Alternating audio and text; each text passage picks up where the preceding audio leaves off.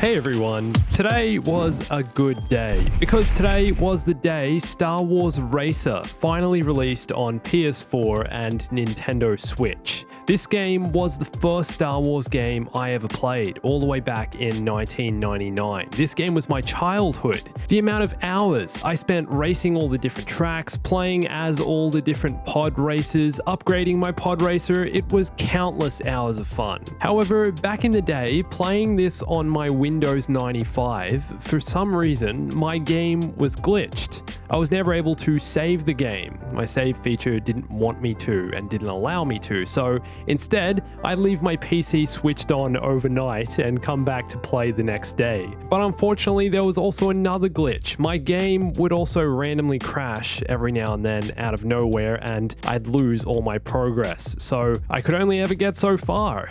Hey everyone, it's Andrew.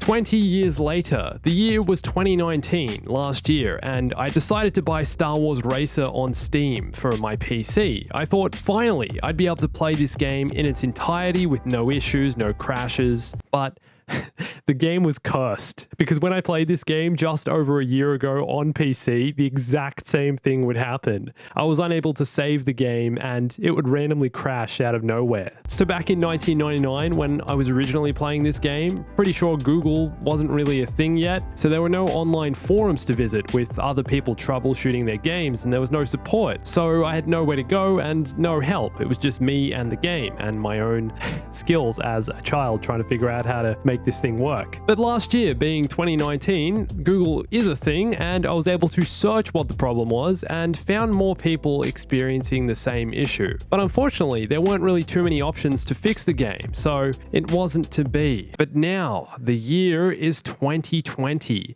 and I'm playing Star Wars Racer on PS4, and it's just as amazing as I remember it being all those years ago, and it works! For the first time in my life, I'm able to play this game, save my progress, turn off my console, and come back the next day to experience no crashes and no bugs. This is super exciting. For me and my child self, experiencing this game, remembering the tracks, the races, the different pods, I'm just gonna go on an all-out nostalgia trip. Star Wars Racer on PS4 and Nintendo Switch is a dream come true. So, let me tell you why I love this game so much and why you should go play it. One of the first things you'll notice seeing Star Wars Racer in action is that it looks quite dated. For 1999, these graphics were pretty cool, but this here isn't a remaster. It's the same game brought to the PS4 and Switch. It's kind of like a port. But the gameplay actually holds up pretty well. First up, I'm going to take a look at the tournament mode, which is the classic game mode in Star Wars Racer. In this game mode, there are 3 separate tournaments: the amateur, semi-pro, and galactic pod racing circuit. And as you play through and win each track, you'll unlock the next track in the circuit, along with more of the pod races, and earn in-game money to spend on upgrades, improving acceleration, speed, handling, repair time, that kind of stuff. In this menu here, you have vehicle upgrades, buy parts, and junkyard, each of which seem to have the same things to buy, and I have never been able to understand what the difference between them is. Someone can explain that to me in the comments, I'm sure. Anyway, as far as Star Wars racing games go, honestly, this is probably still the best. The pods feel real and move how they do in the Phantom Menace. They feel like pod races, you got a bit of drag to them. The pod races controls consist of the accelerator, an air brake, a boost, and a repair tool. And you can also angle the pod up and down. Angling it up will decrease the amount of friction and torque, and down will slow you down a bit, but make the pod stick more to the track. I guess there's some kind of, Star Wars hover physics that do this. And pushing the left stick forward and angling the pod down will also get you ready to boost. And when this bar becomes full, you can press X on PlayStation to boost. I'm not sure what the Switch equivalent for this is. And just now I'm thinking about how much it sucks for Xbox players wanting to play this. But just remember, it's also available on Steam on PC. One part of this game that's so memorable are the tracks. You've got Tatooine, Mon Gaza, Ando Prime, Aquilaris, Malastare, Uvo 4. And yes, I don't expect you to know half of those, but they're really cool planets that were mainly made for this game, I'm pretty sure. And each of these planets have several variations of the tracks with different difficulties. I haven't unlocked the Mos Espa Speedway yet. That's the one we see in the Phantom Menace. I'm pretty sure it's the final track in the game. But some of the others are incredible, and I'm remembering these from when I was a kid.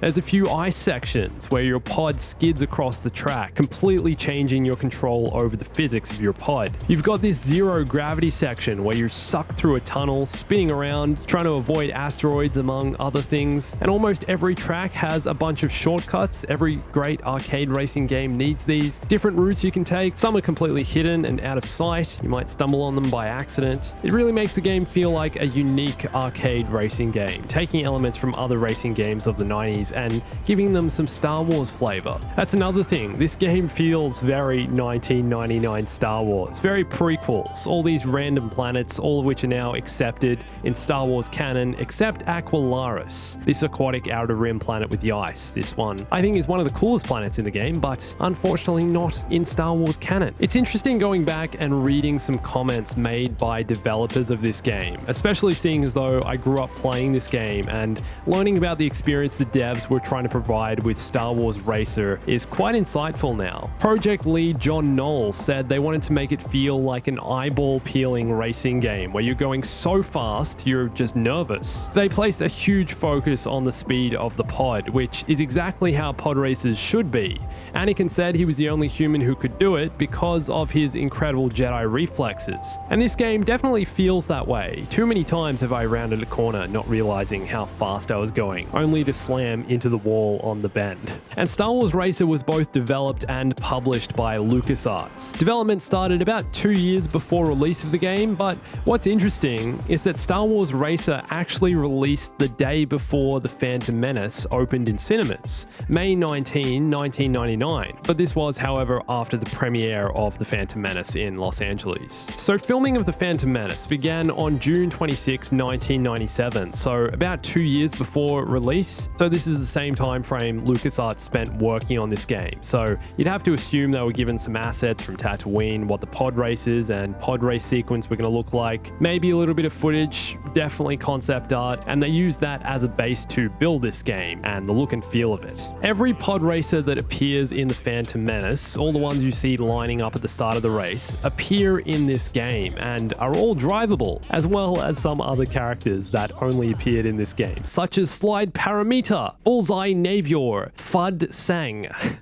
Some of the ugliest, most amazing Star Wars characters you'll ever see are right here in this game. You've got Odie Mandrell, Elon Mack. I mean, who are these guys? Clegg Holdfast?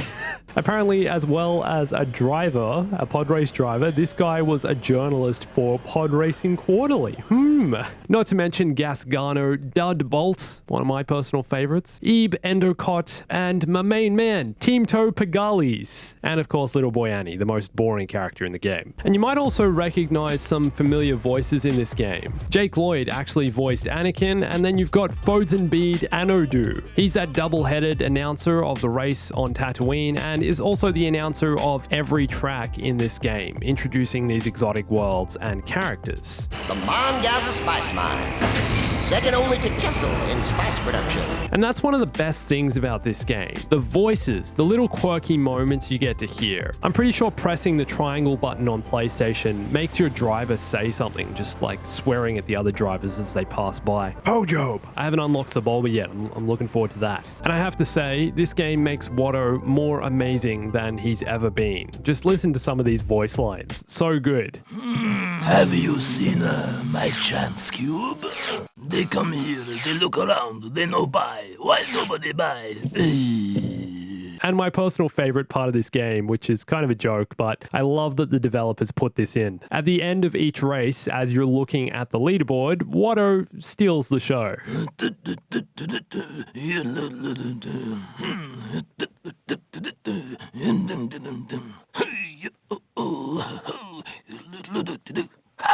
And the great news is Star Wars Racer also has a split screen mode, so grab a friend and take them through all these incredible Star Wars worlds. The AI in the game isn't that great, to be honest. Even on the hardest difficulty, I was still finding it kind of easy. Maybe I haven't played far enough into the tournament mode yet for it to get hard, but they'd only catch up to me if I crashed several times, which definitely happened. Some of these tracks are real hard, but apart from that, they weren't too much worry. I could honestly say so much more about this game. There's a lot to unpack here, and it has a special place in my childhood, but it's been great getting to go back and revisit this, and it actually works for me this time. I can't believe it. I might make another video about this at some point, but overall, great racing mechanics, a good range of unlockable pods, incredible tracks, and a really fun experience. If you've never played this game, I'd really recommend it. It's not that expensive, about $20 here in Australia, that's what I paid. There's a lot here to enjoy. And now I'd love to know if you have ever played this game before, and what was the first Star Wars game you ever played? What was your introduction to Star Wars gaming? Let me know in the comments. And you can catch up on some of my other recent videos here, and follow me on Instagram, Twitter, and join my Discord for much more Star Wars gaming news, new releases, old Star Wars games, more. And thanks for watching this. Thanks for coming on this nostalgia trip with me. My name's Andrew. I'll catch you soon.